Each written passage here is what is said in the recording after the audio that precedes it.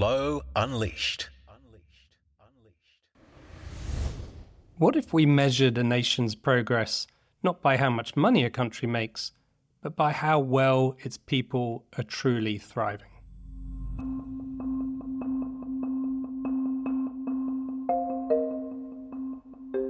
Welcome to Flow Unleashed. I'm Dr. Cameron Norsworthy, scientist and high-performance coach to multiple world champions. In this show, we unpack key insights on specific topics so that you are kept up to date with the latest science and practice of human performance.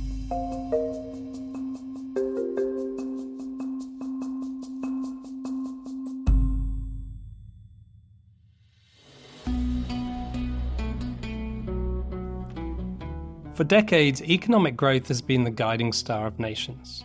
GDP, numbers rising and falling like a scoreboard for success. But what if that measure is steering us in the wrong direction? What if prosperity isn't about endless expansion, but about creating conditions where people and the planet can truly thrive? This shift from a more money mindset to a well-being mindset isn't just a personal journey, it's a political and societal one. And few people know this better than today's guest. After nearly 20 years in advertising, Martin Oetting walked away from an industry built on consumerism to explore a different kind of growth, one rooted in meaning, sustainability, and well-being. His journey led him to the thinkers reshaping our economic future, and ultimately to his documentary purpose, a well-being economies film.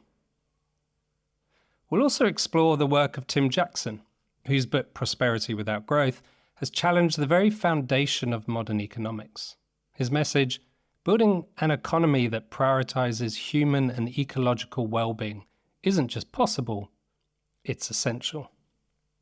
So what does a well-being economy look like? How do we shift from valuing profit to valuing purpose? And most importantly, how do we as individuals and societies make this transformation real? Flow Unleashed. Welcome to the show, Martin. Thank you so much for having me. My pleasure. I've really enjoyed watching your film Purpose, which was not only thought-provoking, but it was really well put together. And for people who might be first coming across this idea, what does an economy of well-being mean? I think the central notion or idea is that we've got used to measuring the success of our economy for decades now strictly in monetary terms, in financial numbers, and that the biggest financial number that we have is the GDP. So measuring how well we're doing by just counting how much money the country basically as a whole is making. And the idea has always been that well-being or, good lives for all of us flows from, making sure that the country makes more money this year than it did last year. And the problem is that equation or that conveyor belt, as it were, from money to well-being no longer works that way, particularly because the GDP doesn't really care about who has the money, how the money is made, where it comes from, where it goes to. It just counts the money. And so those people who advocate for a well-being economy say, let's stop counting money as a measure of progress. Let's not look at money made as the one thing that tells us whether we're doing okay, and let's look at things that tell us whether we're doing okay. And it seems counterintuitive at first because we've been so trained on this idea that the economy is all about making money, when in fact the economy is about figuring out who gets to use which resources to what ends, and whether or not this person or that group of people have access to this or that and can make these things is not only a question of whether or not we have the most money at the end of the process, but it's also a question of, does that lead to good lives for us? And the idea of a well-being economy is to say, let's switch our objectives away from how can we make more money to how can we create better lives for everyone involved. Society is so entrenched in GDP. What are the consequences if we carry on the way we're going? Well, since GDP is blind to so many effects that we're creating in the world, it doesn't consider the harm that we're doing in that process of making ever more money and counting that. And there are basically two harmful consequences. One is on the natural world that we need to survive and to sustain ourselves, and the other one is on the fabric of our societies. So I don't like to talk about the environment. I feel like the environment is a misleading term because it always sounds a little like we're sitting somewhere, like almost like in a hole, and then around us there is the environment, when in fact we are living, breathing part of the natural world that we live in. We've just been able to distance ourselves in artificial ways from it, but we need it to survive. So the impacts that we have on the world that nourishes us and that supports us and that allows human life to thrive and exist in the world, that we're destroying that by going after ever more money. You know, that's the one consequence. And you can see that in all areas, in terms of land degradation, in terms of overfishing of the oceans, in terms of killing species left, right, and center. The CO2 emissions, they are probably highest on the agenda for people or in their awareness, but the effects we're creating in the world that we need to survive and that we're destroying are manifold. That's one side. And sometimes people think that this whole thing is only, in quotes, an issue that deals with the natural world, but there is also the cost on society. If you have a system that's designed to increase revenue, essentially, you have built-in incentives that make it so that those who already have a lot will get more. And that the power of those people who have a lot of money already increases more than the power or the access to resources or the access to, means of shaping society for those who have less decreases even. So we see a gap widening between the few who have really a lot and most everyone else. We also see that it puts an incredible burden on society in terms of stress. If you ask a system to consistently produce more output, then that system will ask everything of its members, and then more, and then more, and then more. So we're basically tearing our societies apart. And I don't know about the leanings politically of everyone who's listening to this podcast, but my impression is that in the United States, we now see a very extreme version of this, where basically the country says the growth needs to go on at all cost. So we're basically going to put business people in charge of the country, and they will find ways of wringing the last bits out of our soil, out of this society, to make ever more money, because that's what we need. We need growth. And I don't know if that ends up being a healthy society at the end, a society in which people can thrive and have good lives. So we have effects on both areas, the societies that we're part of and the world that we live in, this earth and its natural systems that we need to survive. My perspective on this is we have always had good intentions, I guess, when we've tried to create society to help people and to allow people to earn money, have jobs, have a better quality of life, have a better quality of experience. But the reality, it doesn't seem to be that way, with anxiety levels increasing, with mental health levels increasing. Yes, we're more aware of it. Yes, we have more systems to identify these things. And so naturally, those statistics are going to be higher than historically. However, people don't seem to be happier. People are working. And whilst that might provide a purpose and a sense of meaning to what people do, there isn't that necessarily quality of life. And we know within certain studies that the quality of life differs greatly from country to country. But the countries that have the highest scores of well-being aren't necessarily those that produce the highest GDP. And whilst GDP might have been a great way to generate activity and generate productivity and generate money, which the hope was to create a higher quality of life, that isn't a cause and effect, and it often isn't correlational. And I only have to look at my life and the day-to-day experience of it to notice that when I'm really focused on earning more money, the plants in my house suffer, the presence with my kids suffers, the relationship I have with myself suffers. And whilst there has to be a balance for these things on my personal level, on a united societal level, that balance doesn't get taken into account more often than not. And without a change of policy or without a change of intention, these things escalate. And my wife worked with Tim Jackson at the University of Surrey a long time ago on his work with prosperity without growth, which was an eye-opener for me at the time in terms of we can have prosperity without growth. When we think of increasing prosperity as opposed to increasing growth, then we can look at a economy and we can look at society and we can look at personal and professional development in a post-growth fashion that is able to identify and define meaningful tasks. And how did you get into this, and how has this impacted your life, and why have you dedicated so much time of your life towards introducing well-being into a metric for society?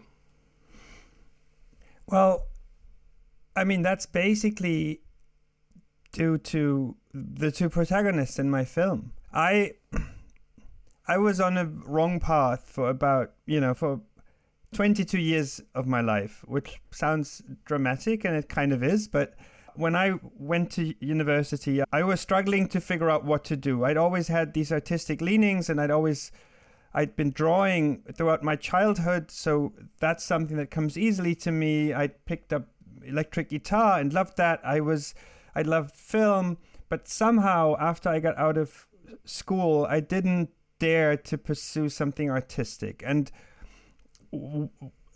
what kind of conversations I had with people that led me there or that kept me from maybe going to art school, that's probably for a whole evening to sort through.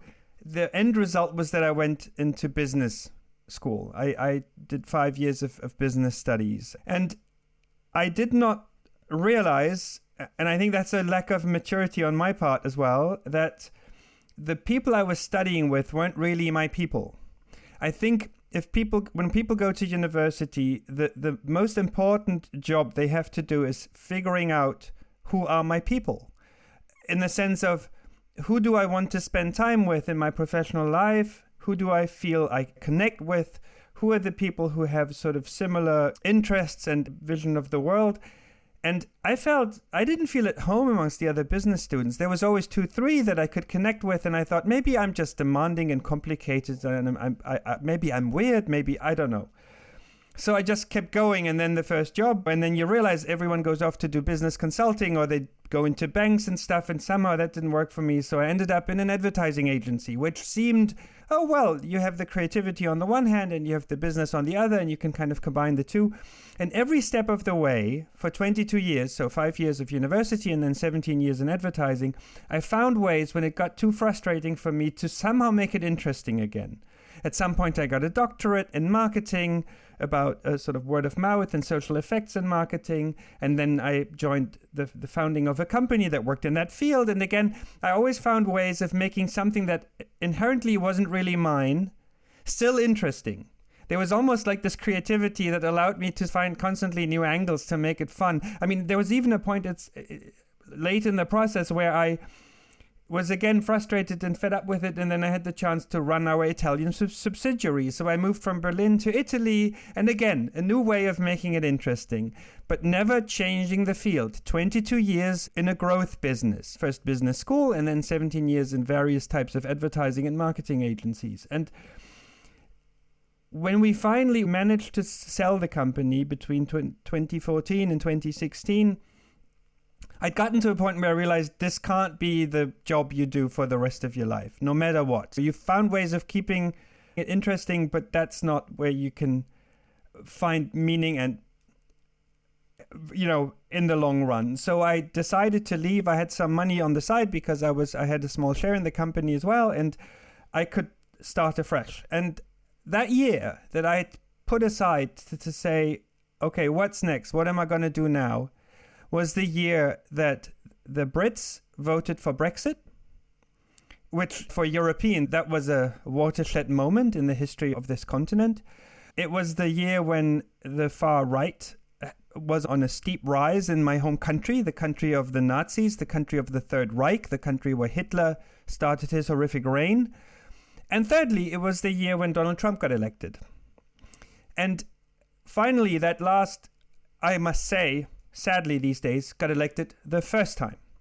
And that sort of those three events happening in 1 year, you can't look away when you don't have anything else to distract you. Most people have very busy lives. You have your job and you have your family and you have the mortgage to pay and you have the presentation that's due and the kid needs to go to the doctor and so forth.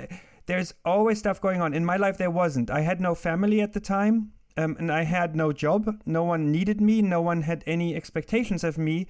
So I could not ignore the fact that the fabric of what I thought was a working world order was crumbling. When America elects someone like Trump to be president, and I've had close ties with America most of my life. I went as an exchange student when I was 17. I have friends in America. And when that happens, you realize, no, something is way off. And I had to figure out what was going on. And then I went, throughout the year of 2017, I went on a search to find out what the hell is happening in the world that this can happen in America, which is supposed to be, I must say was, definitely not anymore, the leader of the free world. That's how we spoke about America. And it led me to Catherine Trebek. On sort of a winding path, I ended up in a 1-week seminar in a tiny village in Germany, and she was running the workshop I was in. And she told us, the workshop was called Prosperity Economics, and she talked about how we measure prosperity. And she said GDP isn't working, and this is the effects it creates, and this is why it's leading us in the wrong direction. And then she said, at the end of that workshop, at the end of the week, she said, we have this idea, we have this project. We want to bring a group of countries together that form a different summit, an alternative to the G7. Countries that say, no, we're going to shift our focus away from GDP to well-being for people and planet. And that's my project. And I thought, what a remarkable story, what a remarkable idea. And I kept in touch. And then when in early 2018, she said, it's happening. We're going to have this summit in Ljubljana. There's going to be a summit. I said to a friend whom I had hired, we wanted to make film projects and stuff. I said to him, look, Nick, we got to go. It's not only that these people in Scotland are putting together the summit with Slovenia and Costa Rica and Scotland. One of them, this Italian guy, went back to his home country and is joining politics and is bringing these post-growth, well-being economy ideas maybe into a government of a G7 country. So these two stories, Catherine putting together that summit and Lorenzo going into Italian politics, they seemed huge to me, pioneering projects that someone had to document, and there was nobody doing it. So I decided, well, it's got to be us. And that's how that started. And what are some of the success stories of integrating the idea of prioritizing well-being and prosperity into economics? I think on a national level, for a long time, Costa Rica was a country that did very well in this regard without realizing that it was following a particular notion. It was more that it was Costa Rica's way of doing things. So they managed to increase the area of the country that was covered with forest. Deliberately. That was a specific project they set out to do. Or they built from the start a very smart healthcare system, which focuses strongly on preventive healthcare, educating people when they have children at birth and so forth. very early on about how to nourish yourselves well, how to take care of yourselves in order to avoid high costs in the healthcare system later on. And life expectancy in Costa Rica is higher than in the US, even though the GDP per capita is tiny in comparison. Like, it doesn't even fit on the same scale. Whereas in the US, billions are spent on the healthcare system and people die earlier than they do in Costa Rica, which is a tiny country with a tiny GDP in comparison. So there are some examples where countries have been doing this incredibly well without wanting to. We know about the Scandinavian countries that have been very good with social services and trying to make sure that people are taken care of regardless of whether their, career and work in sort of the capitalist economy is working well. So there are examples of aspects of this working well in different parts of the world. The idea of saying, well, let's collect all of this insight. Let's collect all of these experiences and these best practice examples. Let's collect them and turn them into a proper idea, a concept, a framework for governments to adopt and pursue. That's more the news, I think, in that we're talking about. And it's all anchored on this idea that we need different measurements. Costa Rica has been counting their GDP, and they still do, and they still want to raise it because they're part of the world that we live in, and so do the Nordic countries here in Europe. But I think the switch away from GDP and to say, look, that's no longer helping us. We need these other measurements, and we need to look at them. And then all of these initiatives that I spoke about, and many more, suddenly start to make sense on a holistic countrywide level. That's, I think, more the news, but practices of the sort have been out there. And the Wellbeing Economy Alliance, for those who are interested, you find them on the internet at weall.org. They collect all of this information, all of these best practice examples. They put together papers where they talk about ideas. They're starting now a seminar, which I'm hoping I can join, an online seminar about well-being economy policies, to really teach people what it looks like when you do well-being economics, basically, in politics. I guess initially, and some people still hearing this for the first time might think this is quite a radical change. Certainly an economist or someone leaning far to the right politically might look at this and go, yeah, but... And in some ways, GDP does keep the wheel moving. But we also know that the quality of life isn't improving. So from a human perspective, what's happening at the moment isn't necessarily evolving humanity in the way it could. What are the hurdles we're facing? Like, why are the UN Sustainable Developmental Goals not being prioritized? There is a very clear logic to include well-being markers into these factors. Why is that not happening?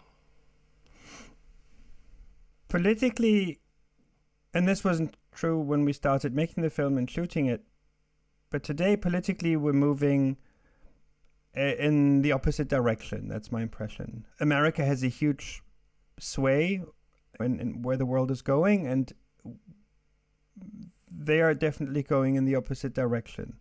More money made, more GDP, business, grow. So you're right, it's not currently happening. That's why I feel it's important to talk about this stuff so people realize it's there, it exists, and it can be applied. But why it's not happening, I think the problems that we spoke about that are connected with the GDP growth logic have become so severe that people are afraid. In many parts of the world, people are scared. There's a section in the movie where in the film, in the documentary, where Lorenzo says there's a lot of dissatisfaction around the world, both in rich countries and in poor countries. I think that's true. And the story that people know is the story, as long as we have GDP growth, at least things will be better next year. I'll have a higher salary, that's going to happen somehow, and we'll be well off and things are going well. So the only narrative that's broadly available to people is the one that's got us where we are. And so the response is, I think basically there's two responses. One response to problems to fear to anxiety about the state of the world is to say, well, we need to do more of what we've done before. There needs to be more. That's the answer America is giving right now. More growth. Unleash the powers of the economy even more so that we can grow ourselves out of any problem we might have. And given that we have finite resources on this planet and we are already exhausting them, that's a disastrous path. The other story, the one that says, wait, we can't continue doing what got us into this mess and think it's going to get us out of the mess, that story is not widely known. So I think it's basically a problem of awareness and credibility of these approaches. I think another factor that plays a role is that particularly the movement in economics that is very numbers focused and that try to make economics look like a natural science as opposed to a social science has us all convinced nowadays that the economy is not something that humans design and build and mess with and can shape whichever way they want, but that it's something that comes like as a natural given, like God-given with its own laws of nature, and we can't change it. So those two things, a history of we know how this works, we just have to do it better. And secondly, by the way it works is God-given and we can't change it. That's very entrenched in people's brains. And that's the hurdles that we're up against. But, there's this quote, this famous quote, people attributed to Einstein, who supposedly said, craziness is basically defined by continuing to do the same thing and expecting different outcomes. That's what we are. And if we keep on this growth path, which society has been on since for about 150 or however many years, it's not going to get better. So what else do we do? And the film is trying to help with that.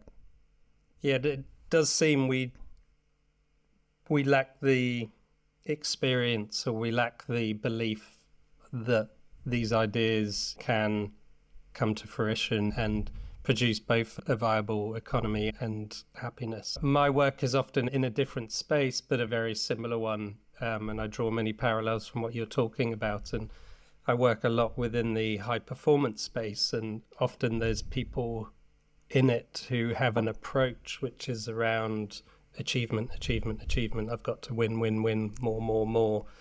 And letting go of that in order to find a higher quality experience, which then leads to a higher quality performance, is really, really difficult because it's so entrenched, it's so conditioned, it's the way they've got to where they've got to.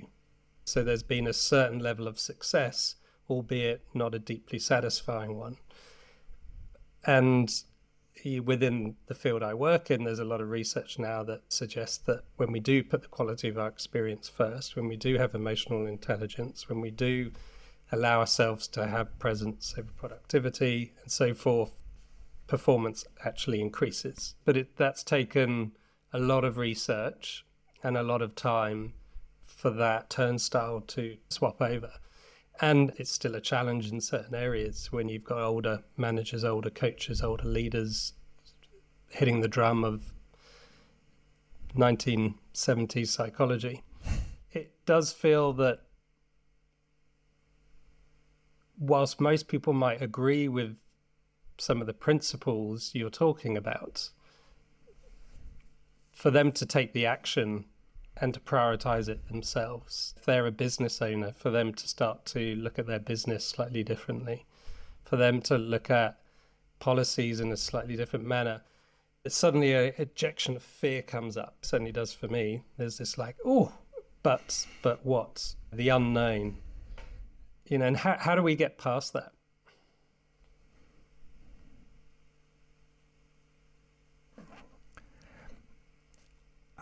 Yeah, that's a good question. I haven't really thought about it that way. I think the point you're touching on to me is this element of psychology, right? Like how we're wired and how we deal with uncertainty. And I think everyone will agree we live in uncertain times. And I think it's natural to say I'll stick to what I have believed in for the last 20, 30, however many years of my life.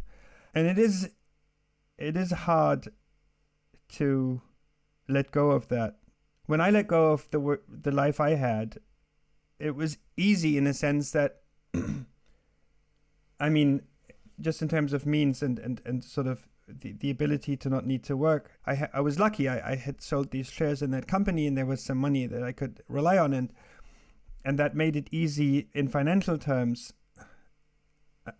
Psychologically, I'm not really afraid of starting from scratch, and I did. None of what I mean, nowadays it helps me to know a little bit about marketing as I'm marketing a film, but, you know, I started anew, but I know that for a lot of people, it's quite comforting to know that they have an area of expertise, they have a way of doing things, and that gives them confidence in what they're doing.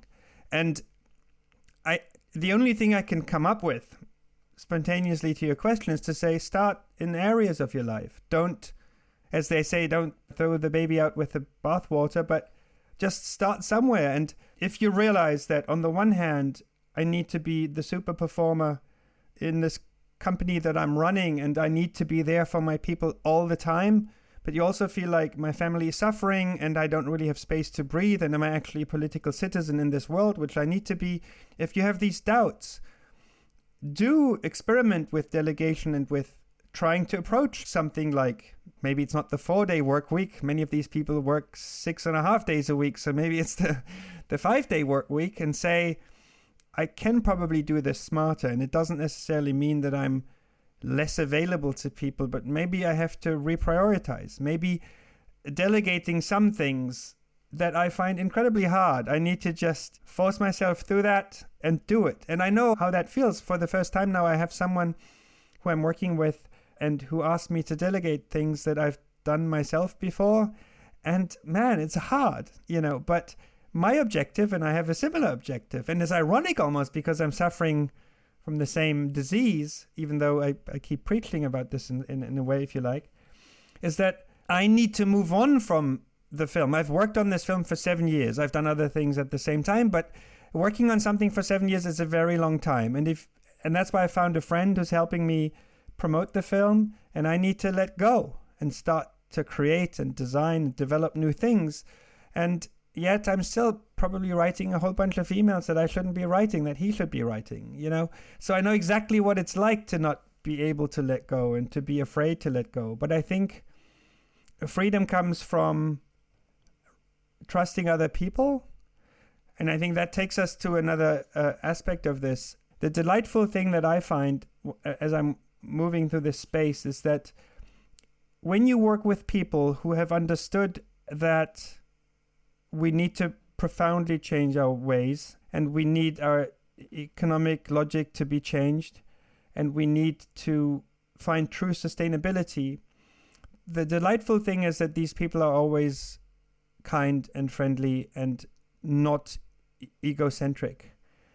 Because the people who work in that space have a focus on something that's not themselves. They focus on the world around them, on making it somehow a better place, on trying to find solutions that work for the planet and for people. And I just said, you need to delegate and collaborate and let other people do certain parts of the job. And you'll find, if you open up to that, you'll likely find delightful people to do it with. And I think if you had the choice between working 6 days straight and killing yourself and feeling like you're performing, but you're also killing yourself and on the verge of burnout, but somehow the results seem to vindicate this approach. And on the other hand, you might be working 4.5 days, and in order to work less, you are engaged with more friendly, kind, inspiring, gentle people. I would argue that the net win is substantial over the other approach. I don't know. I've been making this up as I go along because, as I said at the start, I haven't really thought about this question yet, but I hope some of what I said made sense. Yeah, absolutely. Surrounding ourselves around other people who have similar questions and is really helpful, because when we feel that we're doing it alone, the brain will double down on what it knows, and fear will take over and we'll go back. So to be around other people and hear experiences where it has created success, and in some ways it may have even created more profit or more growth, Often when humans feel better, they perform better. And when there's higher well-being, there's more sustainable performance. So that can be an unintentional consequence. But at least hearing those stories and success stories gives us that experience, right? It gives us that data to be able to, for that individual on the ground who might be agreeing with this logic but not have the faith to put it into action, can gain some confidence. Are you looking to improve your performance, stress less and flow more? Do you want to improve the human performance in your organization or team? If so, we are here to help. Our team of experts specialize in helping individuals and businesses integrate a high-performance practice and culture. So if you want to take your performance to the next level, or integrate the lessons and skills you hear on this pod into your leaders and teams, go to flowcenter.org today, the official site of Flow Training and Flow Coaching. What are the measures of well-being being used to prioritize well-being as a factor of success? What do you see being used across governments and organizations? In Italy, the measurement framework is called BES, so that's benessere equo e sostenibile, which means both just and sustainable well-being. That's how they call it. I think the Scots actually, I think they call it National Performance Framework or something. In other countries, it has well-being in the name. But they look at a number of things. They look at things like children's school attendance. Like, is it dropping? Are children dropping out of school? They look at forest coverage of the country, or the state of the forest could be one thing. They look at psychological factors in society, levels of depression, levels of anxiety.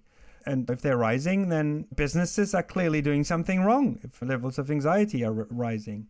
So that's sort of examples. I think two things maybe to add to that. One is most practitioners of this approach advocate a process in which the population of a country, through hearings and through citizens' councils and other instruments, should be involved in designing them. If we give ourselves measurements that help us into a better future, we better agree on what they are. So one idea that's being pushed forward by people who work in that space is to make that a democratic process of designing these things. And another one is Catherine Trebeck, the Australian who is a protagonist in the film. She told me the story years ago, which really inspired me. I don't know if it's her idea or if she got it from someone else, but it's really lovely because it shows you how you have to switch your brain around. She said, just as a thought experiment, how about we put GDP to the side and have a very different measurement of a country's overall progress and success. And this measurement is how many girls ride to school on bikes. Percentage of girls who go to school on bikes. And when she told me this, I remember we were in Costa Rica at the time because we were shooting part of the film in Costa Rica, and we were in the Costa Rican jungle, and she told me this, and I was looking at the trees and thinking, what the hell is she going on about? How does girls on bikes have anything to do with the performance of an economy and of a country? And it took me a while to realize that that's the very essence of what this is about.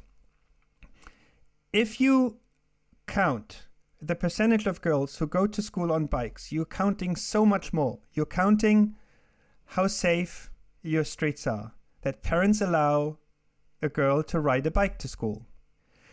You assess to what extent a bike as an environmentally friendly means of transport is a proper thing to use to go to school. You're counting whether or not girls feel safe alone out in the city wherever they may live. You're counting how many girls actually are. And I'm sure that those who think about this more have probably a list of another 5 things that you're counting that way. And if you get to the end of that list, you realize if we manage to increase the percentage of girls riding bikes to school, we're doing an incredible service to society on all of these levels because we seem to be improving everything. GDP was supposed to deliver that. It was supposed to tell us, well, we're improving everything. And it turns out it isn't.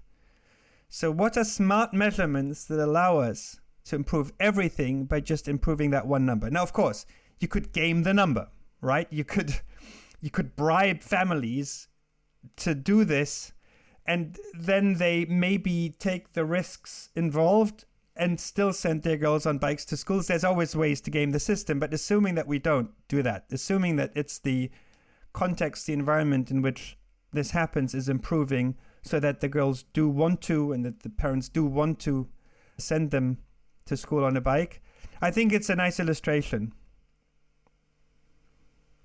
Yeah, I think it's a lovely illustration. Well, Martin, thank you so much for your time. For people who have enjoyed your thoughts and what you're doing, how can people get involved or get more engaged? So we have sort of a two-step process. The first step is individually organized screenings. That's what's happening now. Anyone who is interested in the film, and you can look at our trailers and get some information about the film on our website. That's purpose.film. Very easy to find.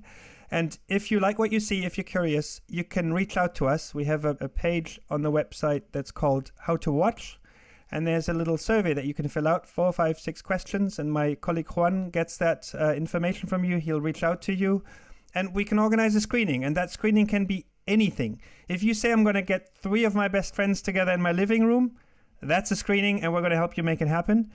If you rent a cinema and bring 300 people in, we're just as happy to make it happen. So any size, shape, and form of screening is fine.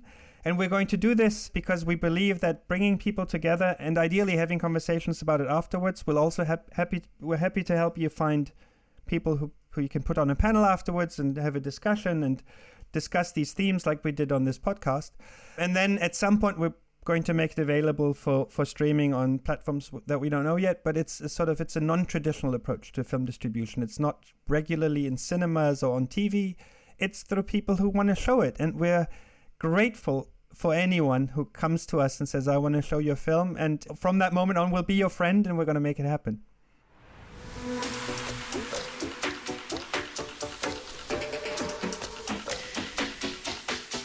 We always ask guests 2 questions, a book or a film that had a huge impact on you or was life-changing.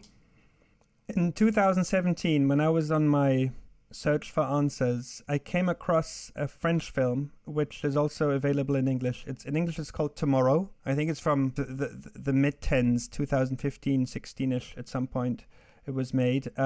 French title, Demain, Tomorrow, same thing. And it was life-changing for me because it starts very, very unapologetically with the statement of the fact that there was a piece published in a journal, academic, scientific journal, that at the rate at which we're going, our societies will probably collapse in the middle of the century. That's not a fun way to end a podcast with, but if you asked, and it did change my life in the sense that, okay, academics say that's the projections for now. Well, we have to change that, don't we? So that was my life-changing. I think that had a big role to play in my 2017 searching experience. Tomorrow, that documentary film. And by the way, I should say, the makers of the film then go out and look for solutions and answers and so forth. So that's just the starting point. They're saying, well, we can't accept that. And then they go and look for answers for tomorrow. Time to flip the mic. I'm wondering, so I'm intrigued by the concept of flow. I've experienced it in the past drawing, sometimes making music, but mostly drawing and in artistic pursuits. That this idea that when I was a kid, I would draw and then my mother would call me to dinner or lunch and I would hate it because I'd have to stop and the world around me was suddenly intruding in the thing I was in. And I love that feeling and I still have it nowadays sometimes. And I was wondering now, when you work on this and talk to people about achieving hopefully a flow state to get to where they want to go and to be performing and still having a great experience, to what extent does the economy and these questions enter into that? Like, is there an interface between talking to people about flow states and performance and how to get the best out of life and out of themselves and the economy that we live in? That's what I'd be curious about. Great question. Often the economy is never a front and center topic, but it does in weird ways filter into the conversation. I think when we look at finding flow, or we look at prioritizing flow, we're looking at prioritizing meaningful action. We're looking at prioritizing the quality of our experience. When that becomes important for someone, when they're wanting to put flow first, then we start to readdress, why am I doing what am I doing? Why am I doing this for work? Why am I doing this for fun? Why am I putting my kids into school? We start to ask ourselves deeper questions about the purpose of what we're doing and why we're doing it. And then how we interact with the world around us, I guess, naturally starts to come into our consciousness and our thoughts and so forth. And certainly one way of looking at flow is a beautiful internal state of harmony. And that cohesion and synchronicity allows us to have that deep focus that you talked about, where you lost yourself in the drawing and you just felt as one. And then anything like dinner, even though that's a good thing, suddenly becomes a frustration, right? And if there's any conflict externally or internally, that's going to disrupt our ability and capability to find flow and to sustain a space of flow. So as people progress in integrating flow into their life, those conflicts need to be resolved one way or another. And how we integrate with society, how we interact with our local economy in terms of our family, and then the world around us, they come into question. And I guess my role as a coach is not necessarily to tell people what's right or wrong, but to help ask those questions and to help people find what reduces the conflict for them and what creates cohesion and internal alignment for them. And so the parallels of prioritizing well-being in an economy and the parallels to the individual experience of prioritizing the quality of subjective experience over those highly attractive external extrinsic goals and gains, and they mirror very well. And eventually someone might make that link. But it's why I've enjoyed having you on the pod, and to help potentially make that link for a lot of people who are prioritizing flow in their lives, to also look at that wider impact in terms of economy. Yeah, I guess it's hard to have a right life in a wrong world. If the world's objectives are not aligned to what ought to be, or what you want to be your objectives in your life and how you want it to work, then it's a constant struggle. And I think many people experience that, and they realize the economy is telling us one thing. I mean, the way the economy is designed and oriented right now. And if we really listen to ourselves, probably like you try to teach people to do, they're feeling, well, but my trajectory should be a different one. So isn't it high time to reorient the economy in that same direction rather than that constant pursuit of money? Yeah, that makes sense. Yeah. Yeah, and certainly when we get on to topics of economy, I think most people don't necessarily feel empowered to make an impact. It's like beyond us. It's something for other people. And then we realize through acts like from yourself that, it's the collection of grassroots ideas and the demand that creates the supply, and it needs people to prioritize it individually to then policies to change and so forth. And politicians need support and favor and voices more than anyone to actually make change happen. And so it is an interesting one, but certainly the feeling I get when I talk to people about politics and economics is, unless they're working in that field, is that it's too distant. There's a disempowerment around people enabling change. And I think it's important to have these conversations so people actually realize the power the individual has in these, whether it's casting a vote, a political campaign, or just raising discussion points. Yeah, I think there's two sort of pithy little words that I think encapsulate this well. One is the economy is too important to leave it to the economists. We're trained to think that they are the ones who can deal with it, but economics is a social science. It's all about debating with each other what we think is right. It's not, they made it look very mathematical, but that's only the surface level. At the end of the day, it's about philosophy and what we deem right and wrong. And then the other one is, and this is, I think, the mission that I see now, is we need to make economics a popular sport. It needs to be something that everyone engages in and says, whoa, wait, no, just because you're saying this economic policy is right because you've got the glasses and the tie and the suit and you look like you know what you're talking about, you might not. You might be driven by an ideology that I don't share, and let's discuss it out. So yeah, everyone who listens to this and thinks the economy is not something they can have a say in, please think again. We need this to be on everyone's agenda. We need to have a conversation about this around every dinner table. And so politics realize we can't just keep listening to those 5 individuals who think they know what they're talking about because they studied the formulas. So I think that's our takeaway action. Have a dinner party around this discussion. Please do. I highly recommend it. Yeah. All right, Martin. Well, thank you very much for your time. Thanks so much for having me. Flow Unleashed. This chat with Martin brought up the possibility that we are at a crossroads.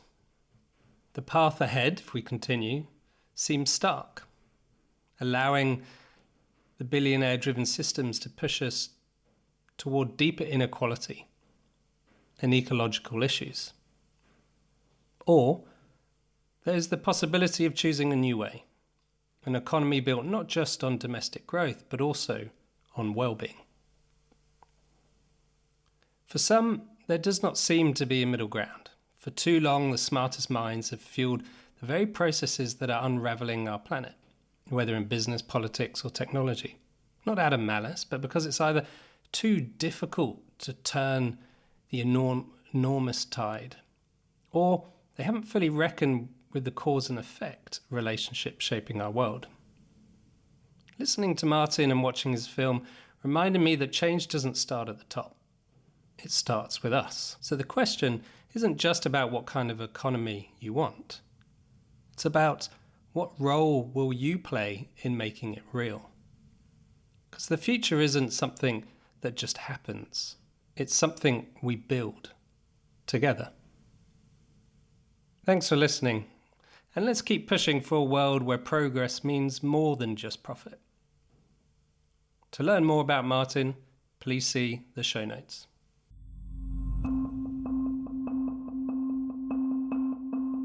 Thank you for listening to Flow Unleashed. If you enjoyed listening, please subscribe to get notified when our next episode drops. The more people that subscribe, the better I can make the show for you. Equally, please leave a review. Your review will go a long way to helping others find this pod. Until the next time, thank you for listening to Flow Unleashed.